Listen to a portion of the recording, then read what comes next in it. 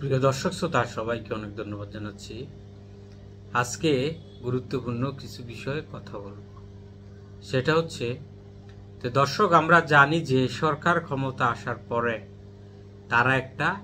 ঐক্যমত কমিশন গঠন করেছে এবং এই কমিশনে যে বিষয়গুলো সংস্কার জরুরি এই বিষয়গুলিতে তারা আলোচনা করছে বেশ কিছুদিন যাবত এবং তারা এরকম অনেক কিছু বিষয়ে তারা ঐক্যমতে পৌঁছাইছে এবং কিছু কিছু রাজনৈতিক দল তাদের যে ডিফারেন্স অফ অপিনিয়ন আছে সেখানে তারা নোট অফ ডিসেন্ট দিয়েছে এবং এর মাঝে যে সাংবিধানিক যে বিষয়গুলো আছে সেগুলো কিভাবে বাস্তবায়ন হবে এই বিষয়গুলো নিয়ে বিশেষ করে বিএনপি এবং জামাত তাদের মধ্যে যে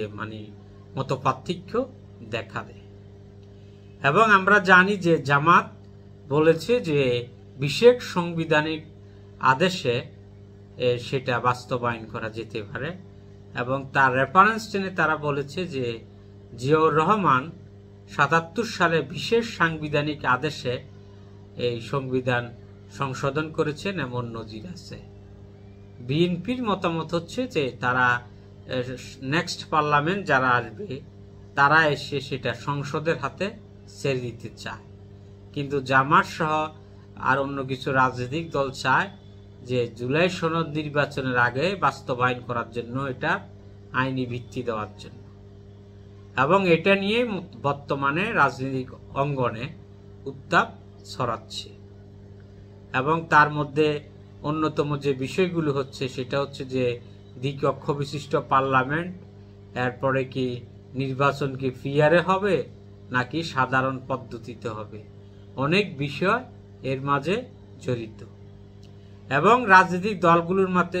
মধ্যে সমঝোতা না পৌঁছানোয় একটা অস্থিরতা বিরাজ করছে। আমরা জানি যে ইতিমধ্যে জামাত রাজনৈতিক কর্মসূচি দিয়েছে ৩ দিনের কর্মসূচি দিয়েছে জামাত এবং কিছু ইসলামিক দল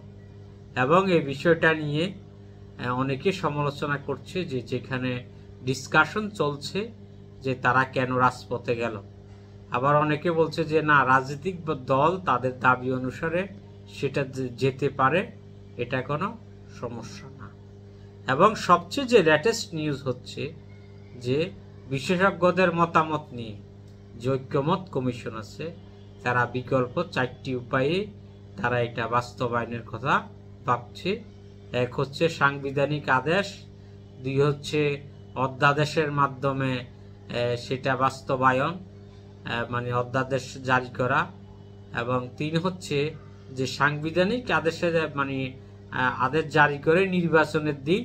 গণভোট দেওয়া এবং অথবা 106কে কাজে লাগিয়ে সুপ্রিম কোর্টের মতামত চাওয়া। জামাত আগেই বলেছে যে তাদের এই দাবিগুলো বাস্তবায়ন করার জন্য অথবা গণভোটে দেওয়ার জন্য।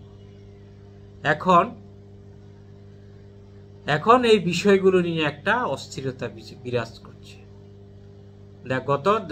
গতবারে যে বাংলাদেশে যে রাজনৈতিক ক্রাইসিস হয়, যে গণ অভ্যুত্থান হয় এবং তার যে স্পিড সেটা হচ্ছে যে দেশে একটা ভালো রাজনীতি হবে। এখন পলিটিক্যাল পার্টিগুলোর উচিত হবে যে তারা এটাকে কিভাবে বাস্তবায়ন করা যায় সেটার জন্য একমত হওয়া, দেশের স্বার্থে নিজেদের সমস্ত যে দলীয় চিন্তা আছে সেইগুলো থেকে বাহির হয়ে এসে তারা দেশের স্বার্থে তারা যেন একসাথে কাজ করে এই নিয়ে কাজ করা। আর যদি সেটা ফলাফলে যদি রাজপথে হয় তাহলে কোনো একটা অনাকাঙ্ক্ষিত পরিবেশ সৃষ্টি হবে যা কারোর জন্যই মঙ্গলজনক হবে না। তো সবাইকে অনেক ধন্যবাদ।